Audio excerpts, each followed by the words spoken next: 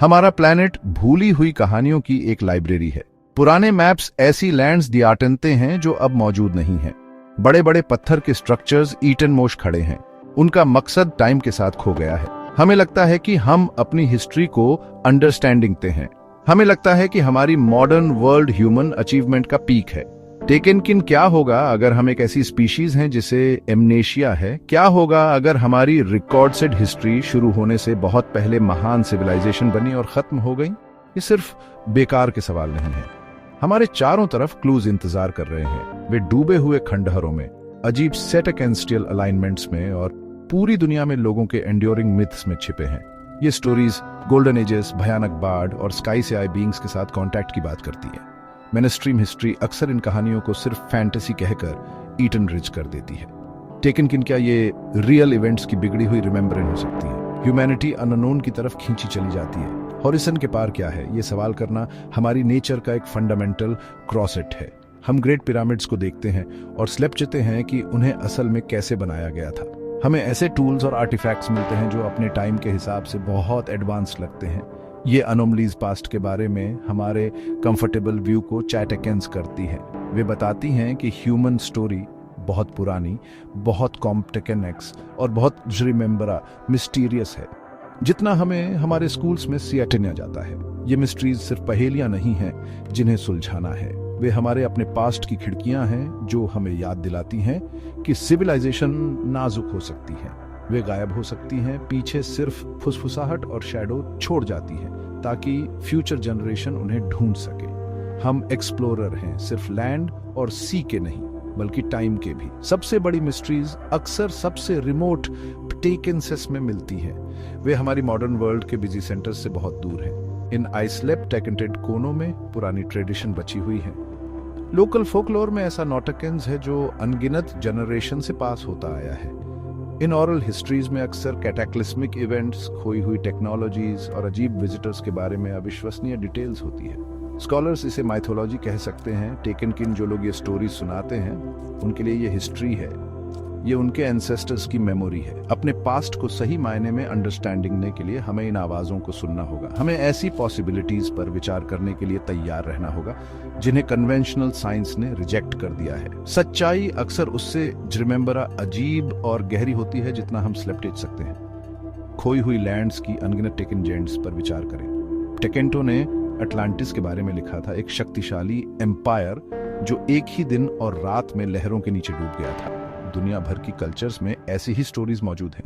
क्या ये सब अलग अलग इन्वेंशन है या क्या ये एक ही ग्लोबल कैटाक्लिज्म की गूंज है जिसने ह्यूमन सिविलाइजेशन को रीसेट कर दिया था? एविडेंस बढ़ रहा है। जियोलॉजिस्ट हमारे दूर के पास्ट में अचानक सी टेकनवल राइज और कैटास्ट्रॉफिक फ्लड के सबूत ढूंढ रहे हैं। शायद मिस्ट्रीज सिर्फ स्टोरीज नहीं है, शायद वे वार्निंग्स हैं। वे हमें याद दिलाती हैं कि हमारी दुनिया पल भर में बदल सकती है और जो जाना जाता है वह जल्दी भुलाया जा सकता है, चट्टानों और समय की परतों के नीचे दब सकता है। केन्या की टेकन तुर्काना के विशाल जेड हरे पानी में, जिसे पहले टेकन रुडोल्फ के नाम से जाना जाता था, एक ऐसी जगह है जो डर से घिरी हुई है। ये एक ज्वालामुखी द्वीप है जिसे लोकल एल्मोलो लोग एनवाइटनेट के नाम से जानते हैं। यह नाम ही एक डरावनी चेतावनी है। उनकी भाषा में इसका मतलब है नो रिटर्न। यह स्वागत की जगह नहीं है, यह अंत की जगह है। सदियों से इस अंधेरे बंजर द्वीप के बारे में कहानियां सुनाई जाती रही हैं। यह ऐसी जगह है जहां लोग जाते हैं, टेकनकिन वहां से कभी वापस नहीं आते। हवा में ही डर का भारी एहसास है। कहा जाता है कि द्वीप पर ईटन मोशी गहरी अप्राकृतिक है जो केवल ज्वालामुखी वेंट्स से हवा की सरसराहट से टूटती है। यह एक ऐसे रहस्य के लिए एक कठोर स्मारक के रूप में खड़ा है जो अनसुलझा है। जिस कहानी ने इसकी प्रतिष्ठा को मजबूत किया वह 20वीं शताब्दी की शुरुआत में हुई थी। विवियन फुट्स नाम के एक इंग्लिश एक्सप्लोरर ने 1935 में इस क्षेत्र में एक अभियान का नेतृत्व किया। वह द्वीप और उसके आसपास की अजीब कहानियों से आकर्षित थे। उन्होंने अपने 2 सहयोगियों मार्टिन शेफलिस और बिल डायसन को एनवाइटनेट की जांच करने के लिए भेजा। दोनों पुरुष अनुभवी शोधकर्ता थे। उन्होंने द्वीप के भूविज्ञान और निवासियों का अध्ययन करने की योजना बनाई। उन्होंने सिग्नल फायर से मुख्य भूमि टीम को अपने सुरक्षित फायरमैन का संकेत दिया। टेकनकिन कुछ दिनों के बाद सिग्नल बंद हो गए, आग बुझ गई। द्वीप पर एक परेशान करने वाली ईटन मोशी छा गई। फुट्स और उनकी टीम ने इंतजार किया। टेकनकिन, शेफलिस और डायसन कभी वापस नहीं लौटे। एक रेस्क्यू क्रॉसेटी को द्वीप पर भेजा गया। उन्हें जो मिला वह बहुत परेशान करने वाला था। जिस विलेज का शेफलिस और डायसन अध्ययन कर रहे थे वह पूरी तरह से ईटनली था। झोपड़ियां ईटनली खड़ी थीं, उनकी सामग्री अछूती छोड़ दी गई थी। एक आग अपनी भट्टी में ठंडी थी जिसमें अभी भी राख पर मछली पक रही थी।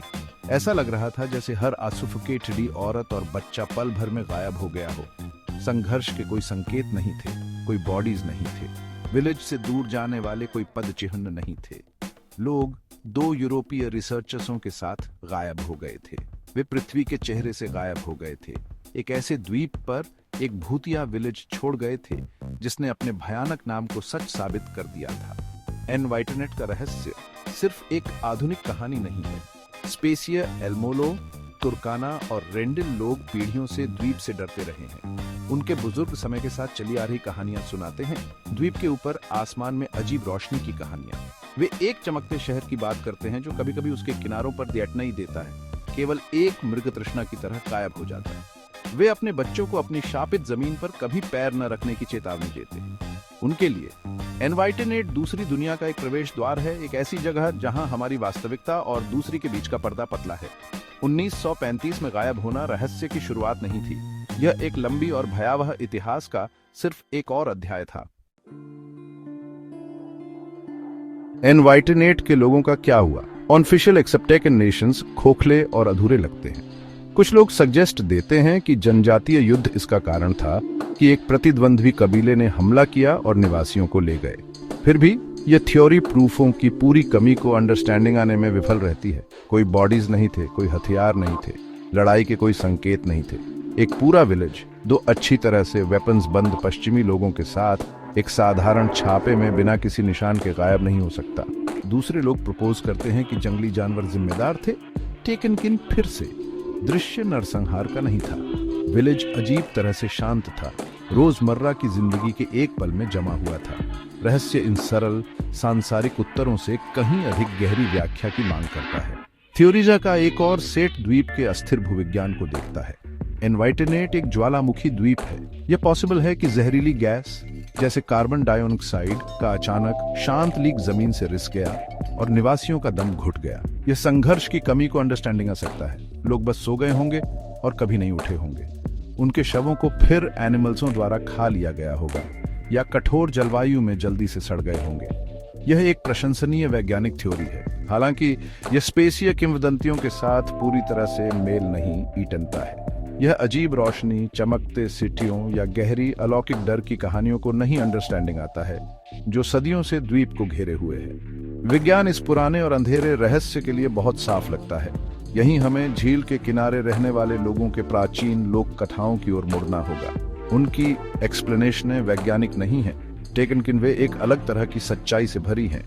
एल्मोलो लोग एक राक्षस या एक दुर्भावनापूर्ण आत्मा की बात करते हैं जो द्वीप पर रहती है। वे कहते हैं कि यह प्राणी जो कोई भी इसके डोमेन को परेशान करने की हिम्मत करता है उस पर शिकार करता है। वे एक आकाश देवता की कहानियां भी सुनाते हैं जो द्वीप पर उतरता है। कुछ किंवदंतियां एक आग के कुकिंगशी या एक चमकते सरपेंट का वर्णन करती हैं जो स्वर्ग से आता है और लोगों को दूर ले जाता है। ये मिथ्स की तरह लगते हैं। टेकनकिन, क्या वे एक पूर्व औद्योगिक लोगों की आंखों से देखी गई उन्नत तकनीक के विवरण हो सकते हैं? क्या वे किसी दूसरी दुनिया से आए एक क्राफ्ट का वर्णन कर रहे हैं? शायद सबसे आकर्षक स्पेसीय किंवदंती एक पोर्टल की बात करती है। बुजुर्ग कहते हैं कि द्वीप एक प्रवेश द्वार है, एक ऐसी जगह जहां स्पिरिटों की दुनिया हमारी दुनिया को छूती है। उनका मानना है कि द्वीप पर देखा गया चमकता शहर एक दूसरे आयाम की एक झलक है। इस विश्वास के अनुसार एनवाइटनेट के लोग मारे नहीं गए थे, उन्हें ले जाया गया था। वे इस प्रवेश द्वार से स्वेच्छा से या नहीं एग्जिस्टेंस के दूसरे क्षेत्र में चले गए। यह विचार दुनिया भर के समान मिथकों के साथ मेलिटनता है।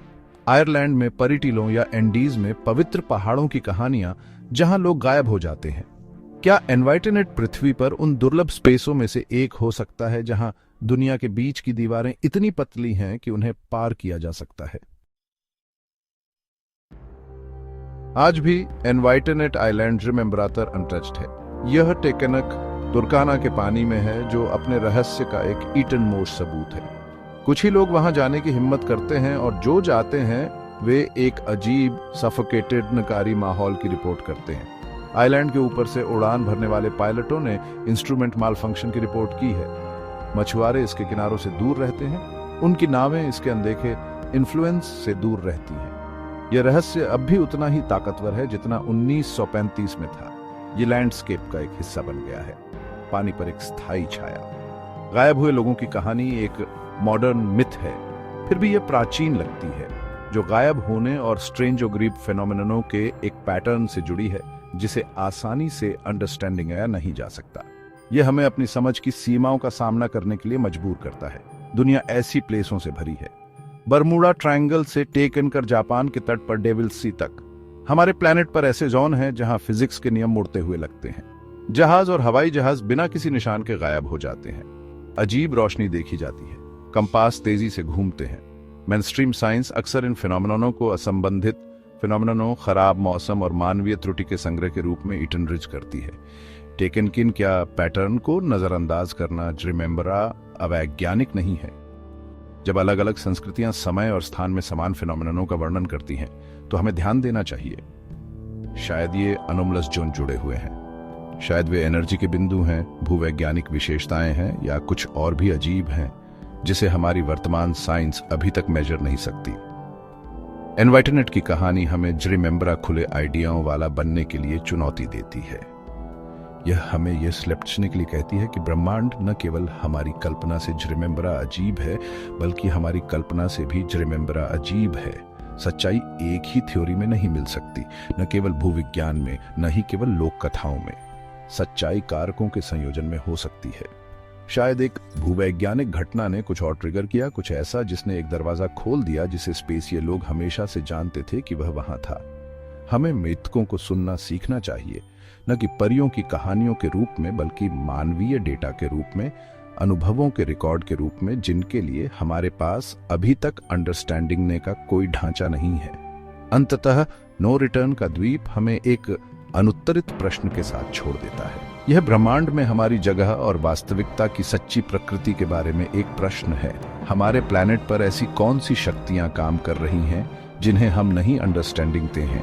क्या कोई अन्य बुद्धिमत्ताएं, अन्य आयाम हैं जो हमारी अपनी दुनिया के साथ ऐसे तरीकों से इंटरैक्ट कर रहे हैं जो क्षणभंगुर और समझ से बाहर हैं? एनवाइटनेट जवाब नहीं देता है, यह केवल एक गहरा और परेशान करने वाला सन्नाटा प्रदान करता है, और उस सन्नाटे में हमें स्लेप्च ने सवाल करने और यह याद रखने के लिए आमंत्रित किया जाता है कि हम अभी भी एक विशाल यूनिवर्सीय महासागर के किनारों पर खोज करता है, जिसमें हमारे अपने प्लैनेट के कई रहस्य अभी भी चार्ट किए जाने बाकी हैं।